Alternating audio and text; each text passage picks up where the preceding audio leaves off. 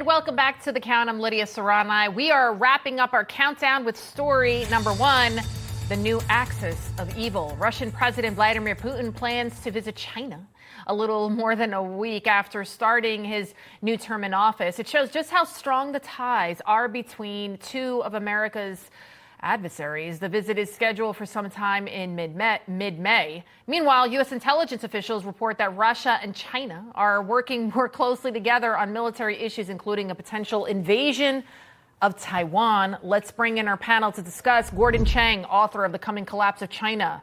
Also with us, Dr. Sumantra Maitra, Director of Research at the America Ideas Institute. Thank you guys so much. Dr. Maitra, let's start off with you. How concerning is it that these two countries are not only, they have a strong alliance, but also continue to show unwavering support to Iran? They're not even trying to hide it anymore, that they support one another, that they are all kind of coordinating and coming together.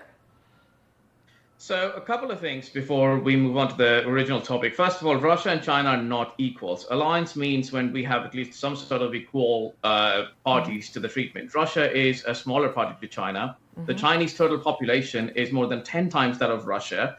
The Chinese total GDP is almost 4.5 times currently that of Russia. So Russia is a junior partner of China, and Russia is being used by China to essentially bleed us. One of the fundamental strategies of the United States throughout the Cold War was to ensure that Russia and China are not joined and they're divided. That was the Kissinger strategy. Like, we got in touch, we got more close with China so that the USSR, which was a bigger threat at that point of time, was sidelined. Now the situation is now in reverse. Now the Biden administration has tried, it's kind of like sort of pushed Russia towards Chinese arms. And what we thought that we are going to do with Russia in Ukraine was to bleed Russia so that it is no longer a great power. The table is now reversed. China is using Russia as a proxy to essentially bleed us in Ukraine. And that is one of the biggest dangers in front of America. Wow, really interesting there. And Gordon, what do you think? Well, that's certainly right. Russia is the junior partner. You have a lot of people in New York and Washington who say, well, these two countries have been at each other's throats for centuries. They'll never form an enduring partnership. And that very well may be true. But in the here and now, in this decade, Xi Jinping and Vladimir Putin are clearly on the same page. And Xi Jinping has made this very clear. He is saying that his China and Russia are driving events in the world that the United States has done. And so we have seen China and Russia cooperate, not only in Ukraine, but also in North Africa and to a much lesser extent in the Middle East. But China right now is fighting proxy wars on 3 continents. And we have got to understand the significance of these conflicts. And I want to get both of your reactions to this as well. A Chinese representative defended the acts of October 7th in Israel, saying that an armed resistance against occupation is not terrorism. Take a listen.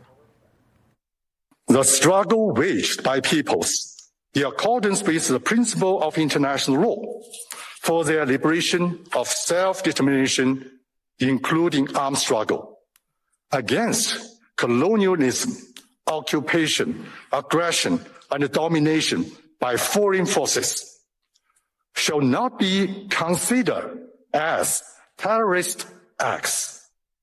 What did you guys think of that? Dr. Maitra, you go first. Look, the first thing about China is they're communists. So, the communists have throughout in their entire history have supported the sides which they think is fighting against colonialism and imperialism. But there is also a second aspect to this one. Fundamentally, what has happened in the last 5 to 6 years is Israel and some of the Arab states have gotten closer because they thought Iran is a rising threat to them. Now, to China, that is a problem. More and more Chinese investment is in the Middle East. The amount of oil and fuel that passes through the Middle East is probably China is one of the highest recipients of that one. And China understands that fundamentally an Arab-Israeli alignment would be opposed to Chinese interests in the Middle East. So what China is trying to do is essentially provide talking points to the people in those Arab countries who are opposed to their own government aligning with Israel. And this is partly, the rhetoric is targeted towards that. Gordon, I want your reaction to that soundbite and also to this. Earlier this week at a fundraiser, Joe Biden called Japan and India xenophobic for not wanting to have illegal aliens. What do you think about this? He lumped the two with our adversaries, of course, as we're talking about China and Russia. What do you think? Well, first of all, we could be on the doorstep of the Third World War, and we need Japan. I think Japan is our most important ally at this moment. And the last thing that the President of the United States should be doing is alienating that ally. Now, on the first topic, China is a state sponsor of terrorism. I don't think that October 7th would have occurred but for China's support of Iran, which last year China bought 90% of Iran's oil. We have seen Chinese diplomatic and propaganda support for the October 7th attacks. And Hamas and Hezbollah and the Houthi militia all have large quantities of Chinese weapons. We need to have the Biden administration formally designate them as a state sponsor of terror. And, if we don't, China's going to continue to stand behind bad actors across the world. All right, gentlemen, we're going to leave it right there. Thank you so much for joining us. Thank you very much. Up next.